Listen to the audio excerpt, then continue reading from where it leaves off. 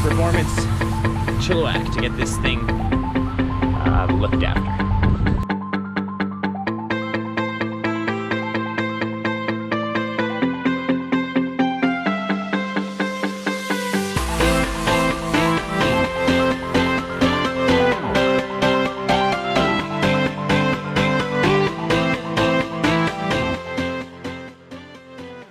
Hey guys, what's up? It's Chris here from Rogue Mentality, and I know it's been a while, but we're back. We're here in the shop working here tonight. We just finished the live stream, and it actually went pretty good for this first stream back. And if you guys missed it, make sure you check it out. Twitch.tv/Rogue Mentality. We're live there 4 times a week: Tuesday, Wednesday, Thursday, and Saturday. And we'll be back live tomorrow. But I wanted to make a quick video here to update you guys because I haven't made one in quite a while, and I have a couple cool new things. So we'll start with this.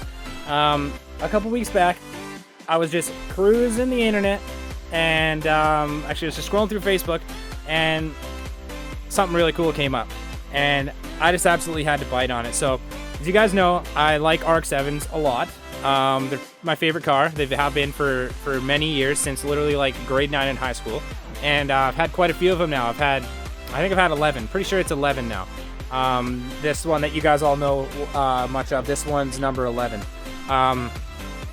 But I have never had an FD RX-7 of my own. I've had 11 FCs, but I've never had an FD. And as you guys know, they're pretty hard to come by, and the prices are going through the freaking roof. But check this out. You might know that what you're about to see is even rarer than your average RX-7. I picked up this. This, my friends, is a left-hand drive FD RX-7. It's pretty clean, guys. It's not going to be the best, can't really get too good of a view here in the shop, but it's not too bad at all. It's left-hand drive. It is auto. It's in pretty damn good shape. There's a couple little things, like it's missing the trim piece here. It's missing this trim piece here, but otherwise it's pretty much all there. Like I said, it is an automatic. We're going to be dealing with that, as you know, but it's all there, and it's all in pretty good shape.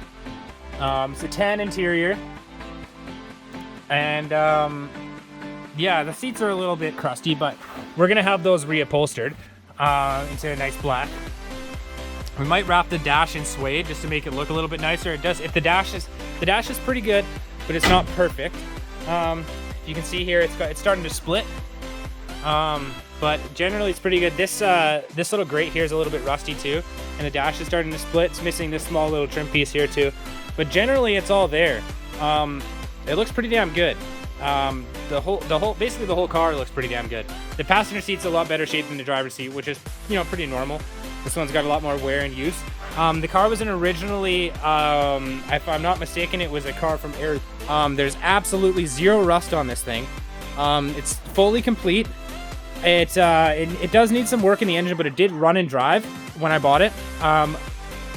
Sorry, it didn't run when I went to look at it. When I went to look at it, it didn't run, and I was actually able to get a little bit of money off of it for that, which is nice.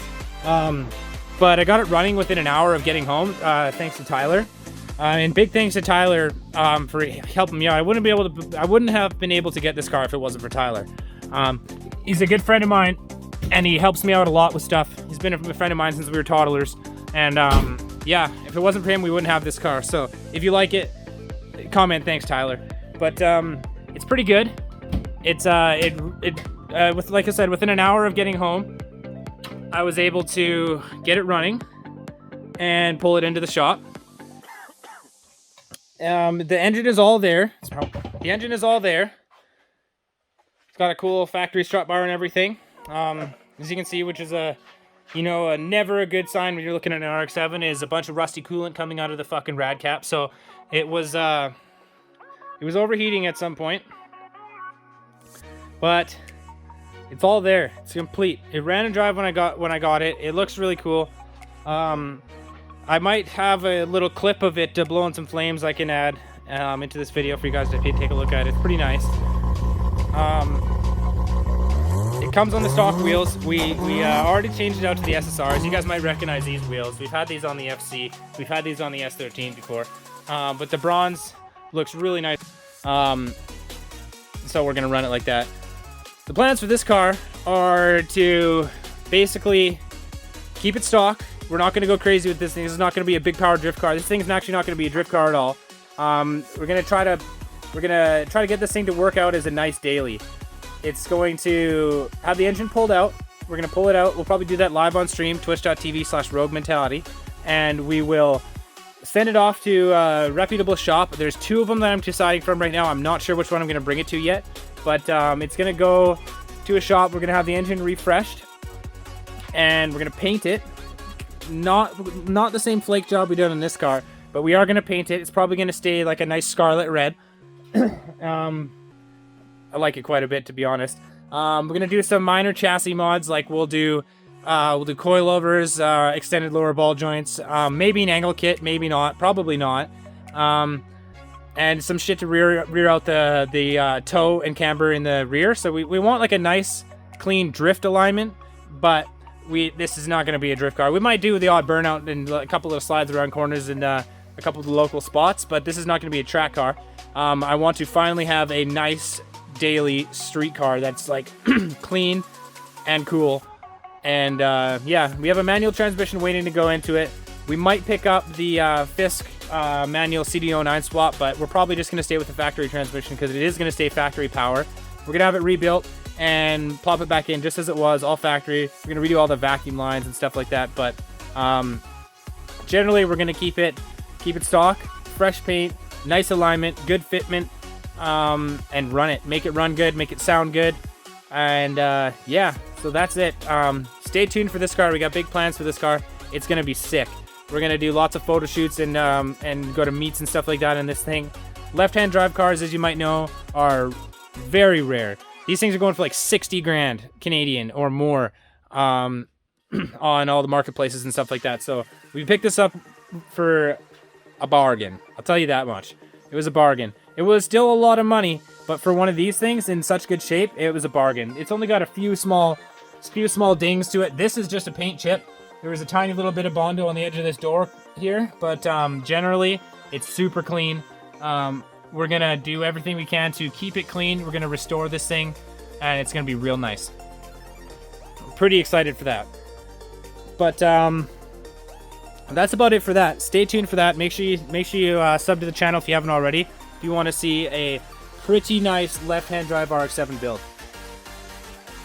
And for the KAFC drift car, we got the engine back again. This time for the last time. We've been working on it today on stream. It's here. It is back. It's looking prettier than ever. And it's all complete, assembled, ready to go in, except for one thing. And this one thing we just picked up the other day from a local machine shop, which was, again, if you've been following the channel for a while, you will know how much trouble I've had with this stupid part. This is a stupid part that's cost me 3 KAs so far. This is the oil pickup. If you are familiar with KAs and Rx7s, you might know that the KA24 is factory with a front sump oil pan. So the oil pump is on the front of the engine and the oil pickup goes straight down and sucks oil from there. With the Rx7, however, we have this big honking steering rack in the front because it's a front steer car. The steering rack steers on the front side of the spindles there. So it's good, it's desirable, I dig it, but it makes for problems when you're trying to put a KA in. So we had to go ahead and have the rear sump oil pan built. Let's see if I can get a good picture of it there. It's after 3 renditions, this one is gonna work pretty nice. But here is the original oil pickup. Now the original oil pickup did not work so hot. We had leaks left, right, and center. It doesn't look pretty. And the mounts were a little bit suspect, but it had leaks just about everywhere you could have them from. So the welds here from the bend into the flange were terrible. It even leaked on the mount bracket welds, and then it leaked a whole bunch right around the pickup itself. And one thing that really sucked about this is we had to do because there's such little clearance between the oil pan and the oil pump with the rear sump pan, we had to do a really tight bend off of this flange, which sucked.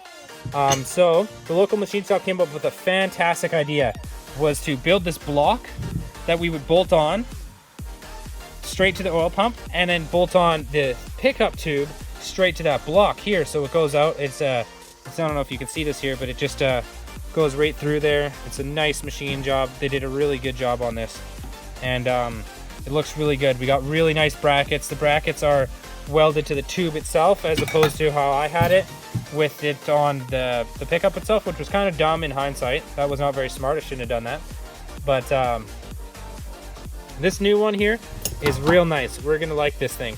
It's all tested, no leaks. It's got a nice little sump here.